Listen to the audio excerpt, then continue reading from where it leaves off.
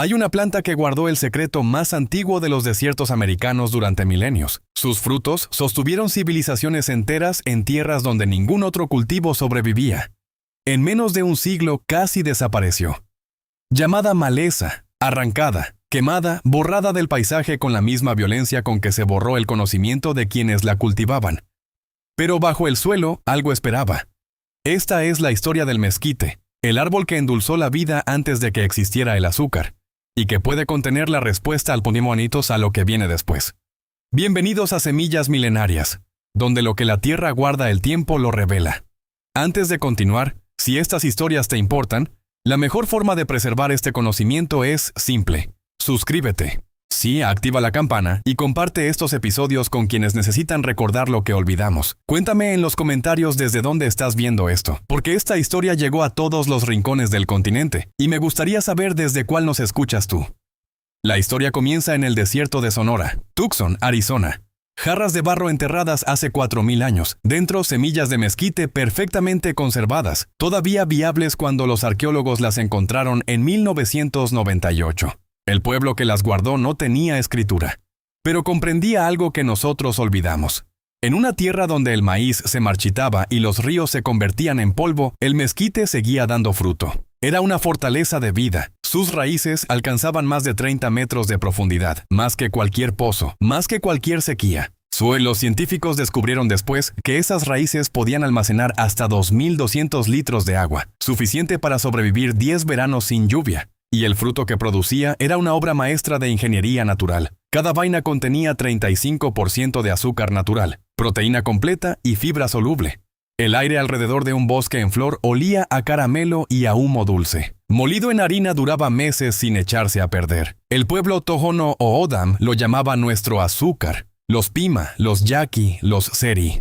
Todos conocían su valor. Durante miles de años, las familias recogían las vainas cuando caían como lluvia, triturándolas en una harina suave que alimentaba aldeas enteras. Cuando los exploradores españoles llegaron en 1535, escribieron sobre él con asombro.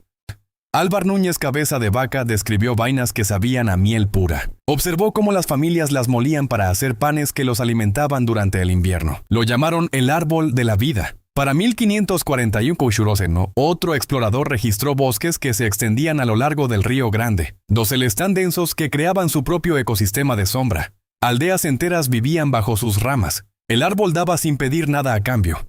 Pero entonces la historia tomó un giro más oscuro. A finales del siglo XIX, la tierra cambió de manos. Los rancheros llegaron con ganado, algodón y conquista. Para ellos, el mezquite no era el árbol de la vida. Era simplemente una maleza, algo en el camino de la ganancia. Los colonos trajeron caña de azúcar de islas lejanas, construyeron molinos, plantaciones, sistemas de control. El mezquite, que crecía libremente sin irrigación ni propiedad, no tenía lugar en ese sistema. Se despejaron millones de hectáreas. Los árboles fueron cortados hasta el suelo, pero el mezquite no se rinde fácilmente. Incluso cuando el tronco era cercenado, las raíces permanecían silenciosas, pacientes, esperando bajo tierra. Los quemaron para plantar algodón, los envenenaron para sembrar trigo, pero las raíces llegaban más profundo de lo que nadie había calculado. Cortado al ras del suelo, el mezquite regresaba.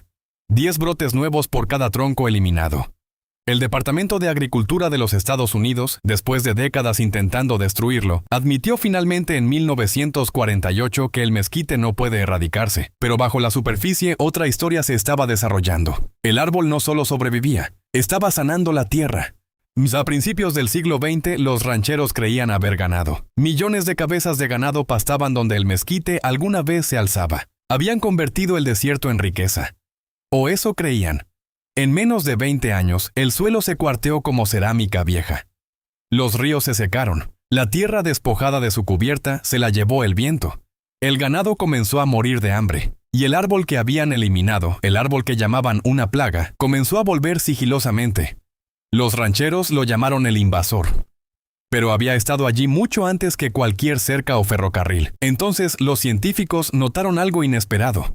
Donde el mezquite regresaba, el suelo cambiaba. Sus raíces profundas capturaban nitrógeno del aire, una proeza que muy pocas plantas pueden lograr, devolviéndolo a la tierra muerta, bajo su sombra, que enfriaba el suelo varios grados. El pasto comenzaba a crecer de nuevo. La fauna regresaba, el desierto empezaba a respirar otra vez. Para la década de 1970, los ecólogos le dieron un nuevo nombre: especie clave.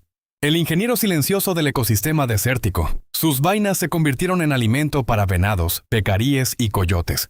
Sus flores alimentaban abejas nativas. Su madera densa se convertía en refugio. Lo que el mundo había llamado maleza había estado sanando la tierra en silencio todo el tiempo. Y entonces la pregunta se volvió más urgente. Si un árbol podía sobrevivir cada sequía registrada en la historia y restaurar el suelo bajo sus pies, ¿por qué lo habían abandonado? En la década de 1990, la tierra empezó a pedirlo de vuelta. Las sequías se agudizaban en todo el suroeste americano.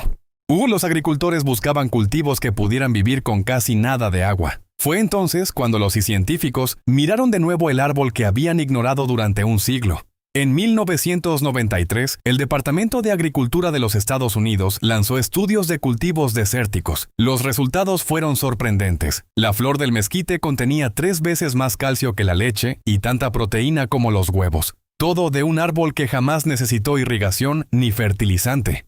Al mismo tiempo emergía una hambre extraña. Las personas tenían más azúcar que nunca antes y también más enfermedades. El consumo mundial de azúcar superó los 170 millones de toneladas anuales. Los casos de diabetes se triplicaron en 2 décadas.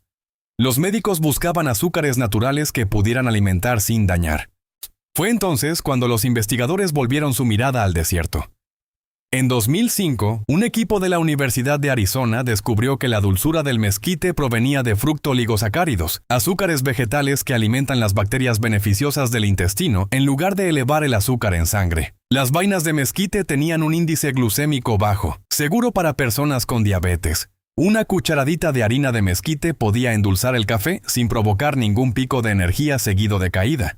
Sabía a caramelo terroso con un toque de humo, algo que la naturaleza construyó para el equilibrio.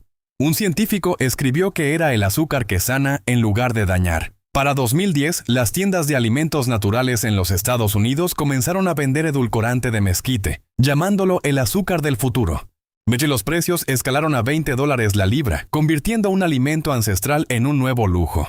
Chefs en Tucson y Santa Fe comenzaron a hornear pan de mezquite e incluso a hacer helado con su harina. El mismo fruto que el imperio había desterrado ahora descansaba en estantes de supermercado junto al jarabe de arce y la miel. Pero el verdadero redescubrimiento no vino solo de los laboratorios ni de los chefs.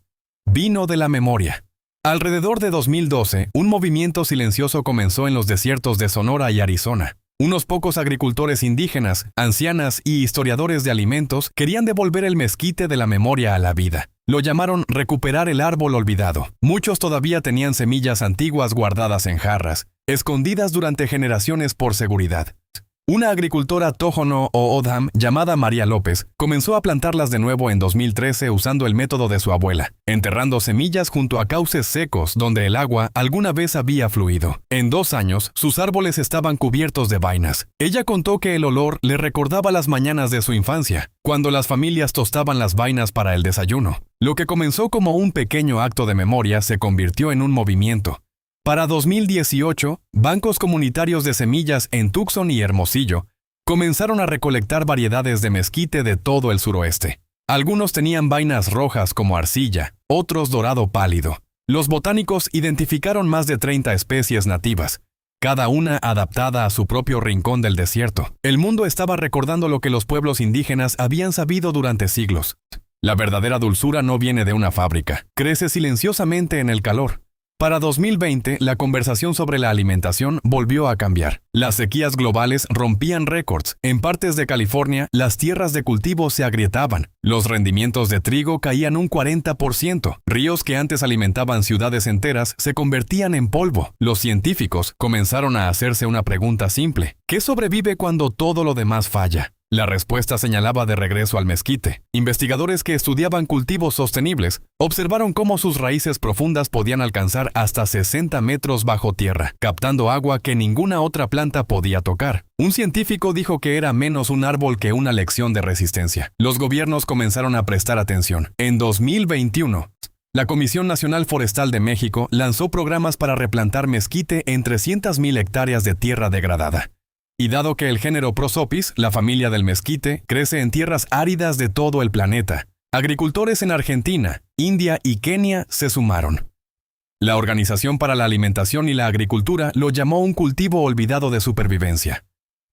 El árbol que alguna vez fue símbolo de resistencia ahora se erige como un plano para el futuro. Cada vaina, cada rama, cada raíz lleva un recordatorio. Las respuestas al hambre de mañana quizás ya están creciendo en el suelo bajo nuestros pies. Este conocimiento no está perdido. Está esperando que lo recordemos.